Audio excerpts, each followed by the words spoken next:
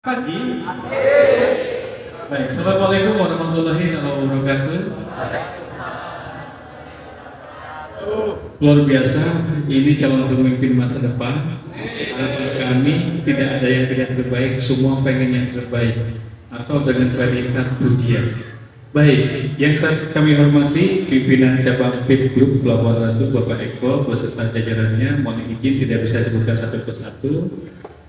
Anak-anakku yang Bapak cintai, demi salah satu keinginan Bapak pengen lolos di nasional ya di Jakarta, mudah-mudahan ini jadi salah satu motivasi, ada doa untuk terjadinya terkabulnya suatu kegiatan pembelajaran di Jakarta.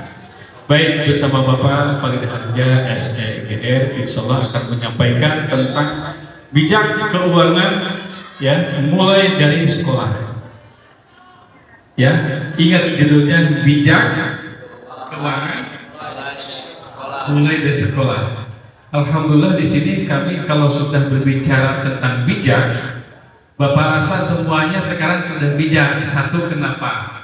Karena di sini sudah melakukan TEPA, ya, Teaching Pastory Bank Mini SMK Jamiatul Aula. Berarti salah satu contoh yang sudah bukti yang sudah ada di SMK adalah TEPA. Bukan hanya sekedar materi teori, melainkan kalian sudah langsung face teaching, langsung action, langsung ke lapangan, langsung melakukan dan langsung sebagai Anda sebagai objek dan selaku pelaku, ya.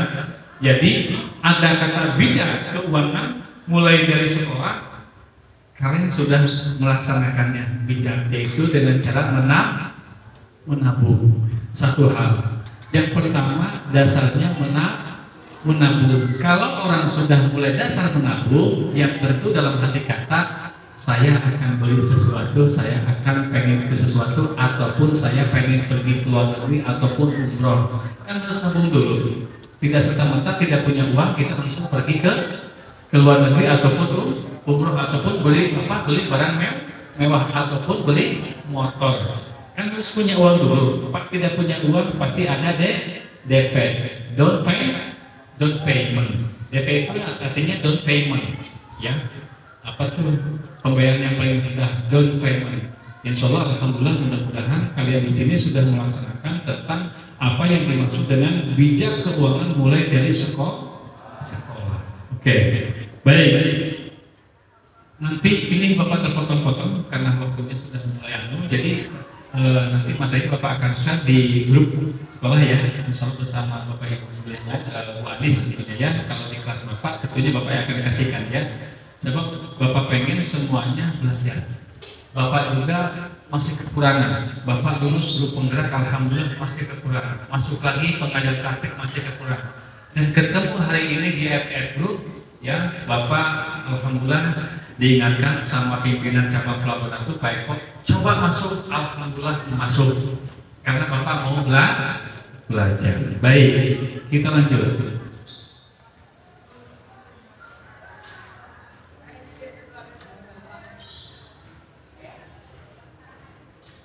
Ini ada kata yang namanya dasar pengelolaan keuangan. Jangan kita pikir dasar pengelolaan itu gimana? Jadi uang 1.000, 2.000, 3.000, bukan 1.000, 2.000 disimpan, 1.000, 2.000 disimpan, bukan. Tetapi dasar pengelolaan keuangan itu salah satunya satu apa? Tadi menabung. Karena ini berbicara di sekolah, bukan konteksnya berbicara di luar. Beda lagi cerita. Kalau konteksnya belajar di sekolah, yang pertama menabung. Keinginan kita masuk ke sekolah pengen punya motor PC, handphone yang mewah. Betul kan? Betul. Kalau kita punya motor kan susah juga naik ojek, tapi kalau punya motor pagi-pagi susah jalan. Alhamdulillah nanti kalau kamu jadi anak yang baik setelah keluar dari SMA ataupun sekarang sudah, nanti kalau kamu memang kalian punya down payment ataupun istilahnya DPR standarnya dari FF, kalian boleh bisa mengajukan ke FF untuk mengambil motor. Melalui motornya itu ada Pak Elvan. Boleh ya, boleh. Itu cara pengelolaan keuangan. Dasar pengelolaan keuangan. Jadi Bapak harapkan semuanya harus bijak mengelola keuangan. Ya, lanjut ya. Nah, di sini apa sih Definisi uang. Apa sih definisi uang? Nah, yang pertama apa nih?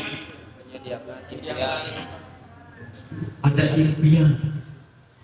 Kalau kemarin kita belajar di P5 tentang gapai impian dreams. Bukan mimpi, tapi impian. Impian itu ada yang 7. Kalau mimpi bunga tidur, ketemu sama ayah, itu bunga mimpi. Tapi kalau impian, salah satu yang ingin dicapai. Lanjut yang kedua, tujuan bekerja. Nah tadi kepala cabang FBF sudah mengatakan FBF selalu di hati kalian, ya kan? Nah ini sudah ada yang tujuan bekerja. Ya kalian pengen jadi apa? Manajer. Pengen jadi pengusaha, dilandasi dari dalam hati dulu, ya dalam hati punya tujuan, keinginan yang kuat, insya Allah kalian bisa menjadi pemimpin seperti bapak yang di depan ini, Pak Eko ya. Beliau adalah dari nol dulu, nggak serta-merta langsung begini enggak. Beliau juga sama sekolah dulu, nggak mungkin kalau nggak sekolah langsung berdiri di sini sebagai pemimpin cabang FBF-nya, nggak mungkin. Beliau udah sekolah dulu, sudah sekolah kuliah. Langsung masuk ke FBF dan yakin tidak langsung menjadi begini, langsung di nol dulu, survei dulu kah ataupun langsung di dalam kan, betul Bapak ya. Nah sekarang sudah menjadi seorang pemimpin FBF grup cabang Sukabumi 2 Pelabuhan Ratu. Insya Allah kita doakan kalian juga ya, mudah-mudahan menjadi seperti Pak Eko di sini ya. Baik, lanjut. Di sini ada sumber kebahagiaan. Nah, aku tuh pengen bahagia, gak mau gini terus ya, gak mau disakiti terus ya, harus bahagia. Tujuannya kan begitu. Kalau kita sudah bekerja, bahagia nggak? Bahagia. Kalau belum bekerja, rasanya kita ada yang kurang gitu ya. Walaupun kita ada uang, tapi kalau kita belum bekerja, kita belum bahagia. Nah, kelihatan Pak Eko di dalam di depan sama tim yang lain dari FBF kelihatannya senang, bahagia gitu ya, karena mereka sudah punya tujuan. Oke, lanjut. Ada lagi di sini apa? Ada kebutuhan jelas. Kalau kita sudah punya kerjaan, pasti ada. Kita menerima sesuatu dari perusahaan untuk mencukupi kebutuhan kan banyak ya. Ada kebutuhan primer, ada sekunder kebutuhan yang mendesak, ada kebutuhan yang tidak mendesak, ada kebutuhan yang khusus dibeli hari ini ataupun ada kebutuhan yang bisa dinantikan ya, itu kebutuhan juga ya. Ada kebutuhan sekunder, ada kebutuhan primer. Oke. Kita lanjut. Di sini apa? Alat tukar. Apa alat tukar yang di kita? Betul sekali, uang. Pak, boleh pakai emas? Boleh, tapi harus sepakat. Tapi yang bisa kita jalani di sini adalah bisa menggunakan uang. Yang pertama, uang untuk apa? Sebagai apa? Kedua, ketiga, keempat, bagus, luar biasa. Tepuk tangan untuk kita semua. Ya. Ini namanya alat tukar. Baik, kita lanjutkan ya.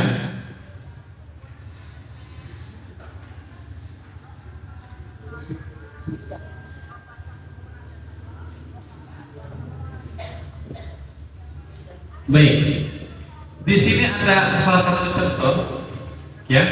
Ada salah satu contoh yang di sini ibu ini rajin menabung, punya impian pengen berangkat umroh, ya. Dan ada satu lagi, ada bapak-bapak yang menjual, ya, yang menjual kepemilikannya seperti tanah, tidak punya tujuan. Mereka dua-duanya tidak disalahkan, tapi yang mana yang bijak? Yang ibu ini apa yang bapak ini? Baik, terima kasih. Tepuk tangan buat Anda semua. Gambaran di sini menunjukkan bahwa ibu ini adalah bijak dalam mengelola keuangan. Bapak ini bukan tidak bijak, tapi bapak ini satu, tidak memiliki tujuan impian ke depan. Kenapa? Dia memiliki salah satu kepemilikannya, tanah dia yang miliki satu-satunya dijual demi uang, dan dia tidak tahu uang itu untuk apa. Ibu ini tahu uang ini saya ditabung pengen berangkat umroh, dia ada tujuan. Apa ibu ini kita balik, saya pengen motor PCX, pengen motor Vario, disimpan di bapak ini dijual buat beli motor, sedangkan si bapak tidak bisa motor, lalu bagaimana? Sedangkan ibu ini bisa motor. Ngerti kira-kira begitu ya? Nah, ibu ini punya impian. Jadi Anda tekankan dari sekarang harus seperti kepala cabang FPF yang ada di Pelabuhan Ratu. Beliau memiliki impian, pengen apa? Usahanya pengen selalu di atas. Bagaimanapun caranya seorang pemimpin harus mengutamakan tentang perusahaan bersama teman-temannya. Disebut dengan leadership. Oke, kita lanjut ya.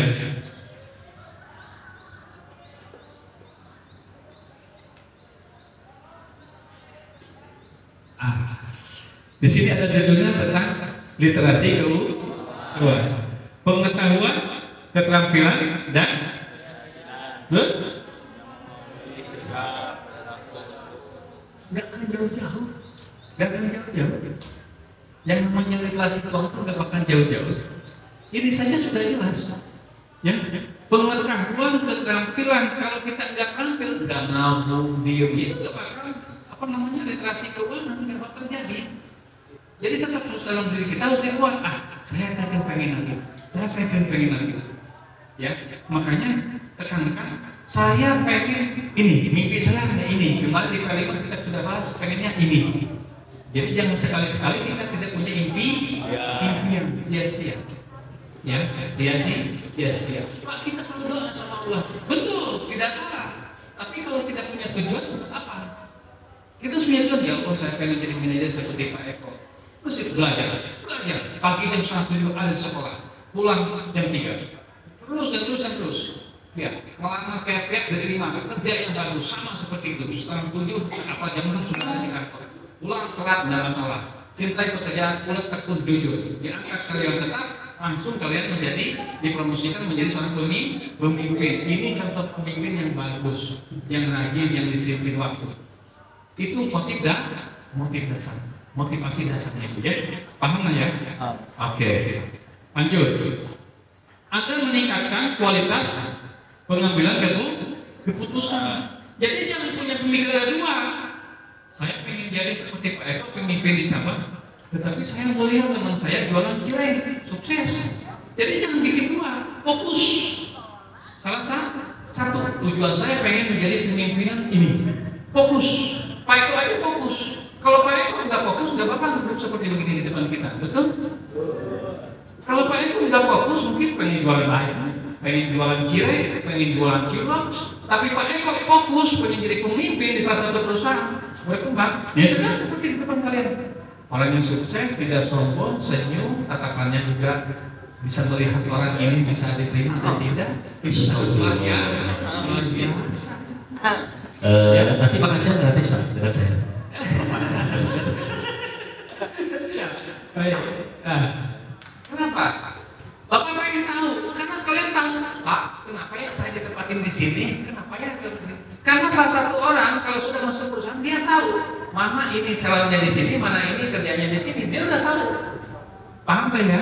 Makanya kelihatan tadi kalau pemimpin ya, saya itu kelihatan wajah-wajah yang siap bekerja itu kelihatan. Ya nak ya?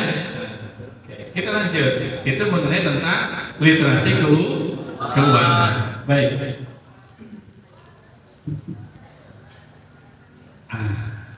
Ada yang disebut dengan perilaku keterampilan.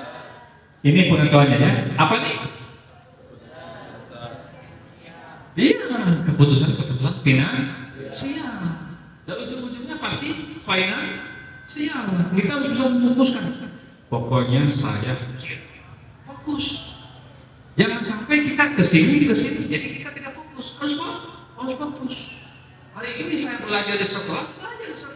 Jangan sampai nanti waktu keluar gitu ya, kayak kali dulu nggak boleh ya, harus dia di tempat belajar serius. Paham nggak ya? Oke, kita lanjut. Apa nih? Keputusan. Kalau pas anak-anak pengen beli permen, nangis, pengen milku, pengen es krim, betul?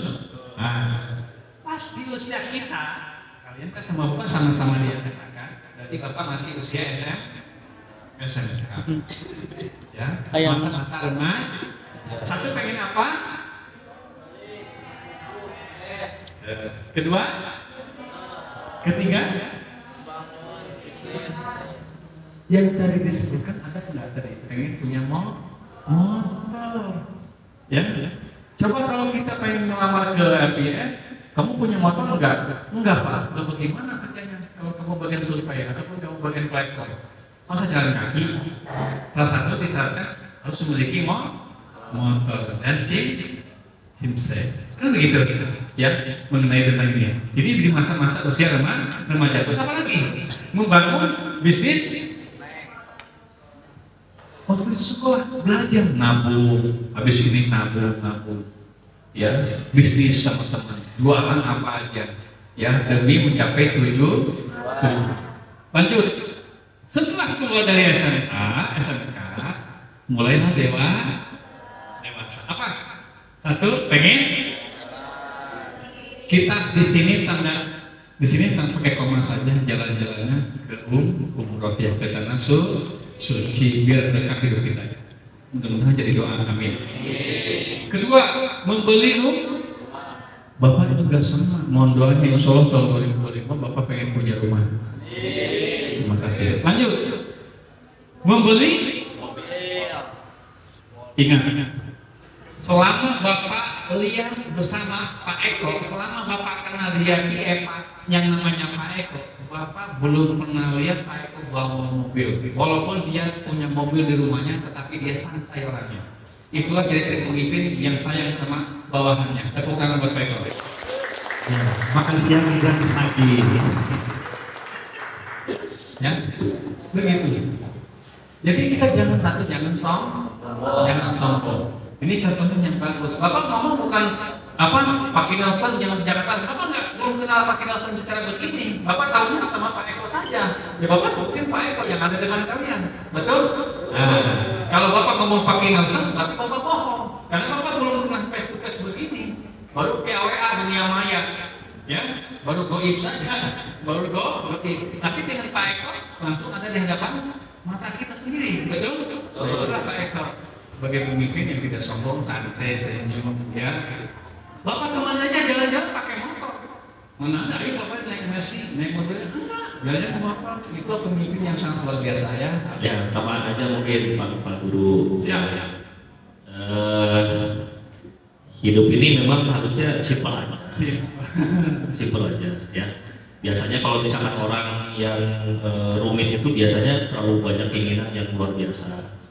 Itu aja. Jadi kalau orang tua teman-teman diberikan rezeki yang cukup, kan doanya gitu aja sih Pak Guru, rezeki yang cukup dan halal. Gitu. Amin. Ya, jadi kalau misalkan kita dapat amanah dapat rezeki yang segitu, ya dinikmatin aja. Kalau misalkan nggak dikasih uang jajan, alhamdulillah masih bisa sekolah. Itu aja udah ya cukup. Nikmatin aja hidup ini teman-teman. Nggak perlu rumit-rumit lah. Ya jadi literasi keuangan juga ini mendidik teman-teman untuk bisa kelola keuangan. Ya, jadi kalau saya mau kasih jajan anak saya 100.000 sehari, emak saya bisa, gitu loh. Ya, tapi saya kasih cuma 5.000 perak aja. Ya, cuma 5.000 perak aja. Kalau Gojek udah ada saldonya, nggak perlu mikirin Gojek ya. Karena saya di Pelabuhan Ratu, istri dan anak saya di Sukabumi. Ya, cuma dititipin uang 5.000. Kalau mau hangout ya kan anak SMA ya, kalau mau hangout dengan teman-temannya boleh, karena udah zamannya ke kafe Pak susah, saya nggak peduli ya, jadi pengen hangout ke kafe katanya gitu, kafe-kafe kecil. Itu 5.000 itu dia sisihin, nah itu disebut literasi keuangan. 5.000 disisihin, 10.000, 20.000. Pas udah dapat 50.000 10 hari, ya saya sudah dengar, dia mau hangout dengan modal 50.000. Begitu, jadi nggak pernah begini ke saya ya. Jadi aturlah keuangan teman-teman di saat teman-teman di kondisi di saat ini. Ya tadi ada tahapan-tahapannya begitu. Ya, supaya nanti teman-teman juga bisa melihat, oh ternyata uang sekecil apapun kalau dikelola dengan baik mungkin bisa sesuatu hal yang kita inginkan. Itu aja sih Pak. Terima kasih, luar biasa sekali. Tepuk tangan buat mereka dulu. Ini motivasi yang luar biasa. Awas kalau kalian nggak sukses, Bapak doain semuanya sukses, amin.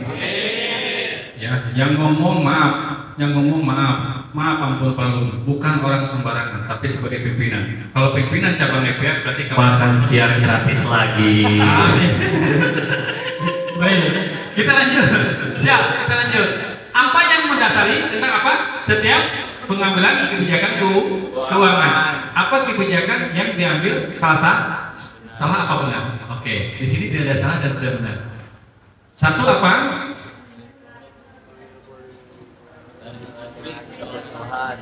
Oke, kedua? Ketiga? Memahami manfaat dan resiko dan produk industri keuangan. Keempat? Baik. Banyak materi yang sangat disampaikan hari ini, tetapi kalian harus paham ya, kalau sudah mengenai tentang literasi keuangan, kalian harus bijak, harus bisa mengkonsep tentang mengenai keuangan. Kita lanjut. Oke, itu saja Bapak mungkin ya. Sampai di sini tentang ini ya. Kenapa harus mempelajari literasi keuangan? Yaitu tadi ada 4 poin. 1, memilih produk. 2, mampu. Oke, ketiga, memahami. Keempat, alhamdulillah, salah satunya itu bijak mengelola tentang keuangan. Baik, itu saja sesi yang hari ini ya, anak-anakku yang Bapak cintai hari ini. Setelah ini jangan kemana-mana, ada salah satu doorpress dari pimpinan RPF buat kalian. Ya, itu dari materi dari Bapak hari ini. Insya Allah kita ketemu next ya di acara literasi keuangan berikutnya. Insya Allah kalau Bapak mudah-mudahan naik ke pusat ya ke Jakarta, pengen tahu ilmunya sampai di mana, hajar gitu ya. Karena semangat motivasi. Bapak punya impian pengen menjadi guru yang terkenal di nasional. Ya, kalau terkenal sudah di nasional, siapapun ada tempat gitu kan. Nah, saya tidak akan melupakan kalian. Ini biasa sekali gitu ya. Insya Allah siapapun pasti kenal Nabi Ahmad. Kenal Nabi Ahmad? Nabi Ahmad nggak ngajar di sini. Coba kalau Bapak sudah naik di nasional, Bapak terkenal, ya itu apa itu? Ya kan? Selain Bapak ya, insya Allah Bapak terkenal, Bapak bisa naik di nasional. Oke, itu saja materi hari ini tentang mengenai literasi keuangan. Cukup sekian dari Bapak. Wabillahi taufiq wal hidayah. Assalamualaikum warahmatullahi wabarakatuh. Waalaikumsalam.